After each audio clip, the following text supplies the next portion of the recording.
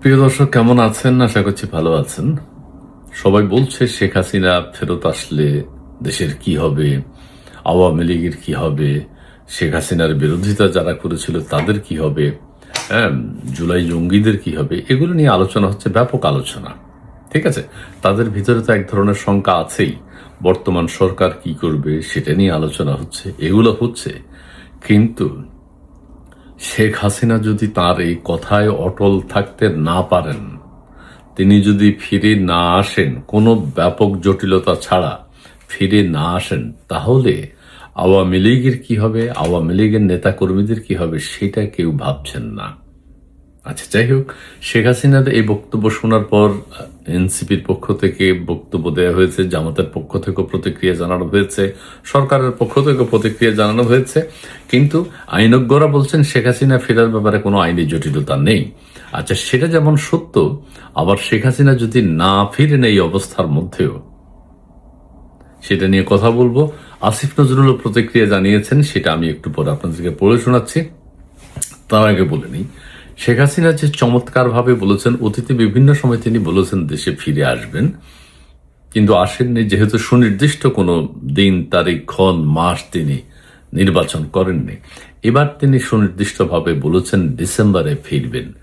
এটার প্রতি নেতাকর্মীদের যে আস্থা, সাধারণ জনগণের যে ভালোবাসা তৈরি হয়েছে, যে আসুন তিনি ফিরে আসুন, দেশের দায়িত্ব নিন, অথবা আইনিভাবে তার বিরুদ্ধে যে মামলা মোকদ্দমা করা হয়েছে সেগুলো মোকাবেলা করুন, যে বিশ্বাস মানুষের তৈরি হয়েছে, কর্মীদের মধ্যে যে প্রাণ চাঞ্চল্যের সৃষ্টি হয়েছে, তিনি যদি এমন কথা বলেও যদি ফেরত না আসেন, চরম আস্থার সংকট দেখা দেবে।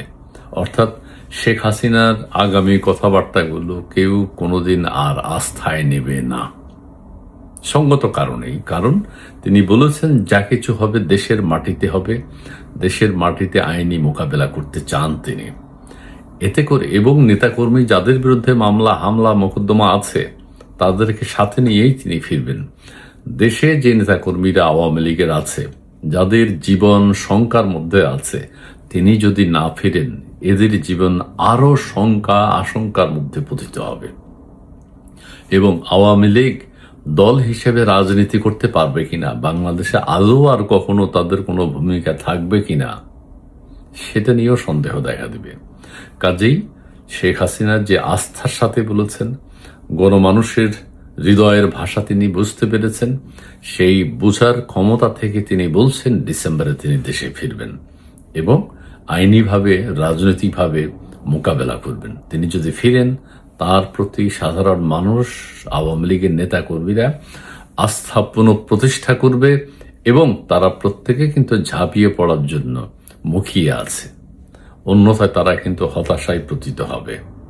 কাজেই শেখ হাসিনার উচিত, তিনি যে বলেছেন তার কথার প্রতি বিশ্বাস রেখে, তার এই ফিরে আসার যে রাজনৈতিক সদিচ্ছার কথা তিনি জানিয়েছেন, সেটার প্রতি তিনি ভালোবাসা দেখিয়ে, দেশের জনগণের হৃদয়ের ভাষা তিনি বুঝেছেন, সেটার প্রতি ভালোবাসা দেখিয়ে তার অবশ্যই দেশে ফিরে আসা উচিত।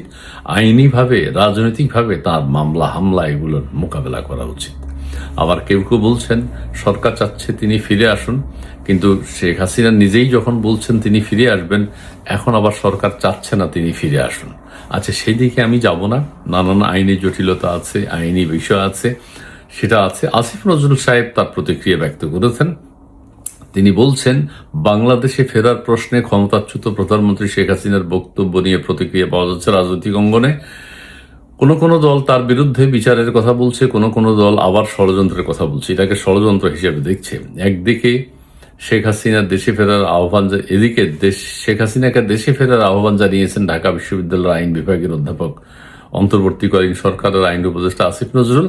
২৬ লক্ষ খ্যাত জনাব আসিফ নজরুল, তার কথার কোনো বিশ্বাসযোগ্যতা নেই। আচ্ছা, পোস্টে তারা ক্ষমতায় থাকতে শেখ হাসিনাকে ফিরিয়ে আনতেন।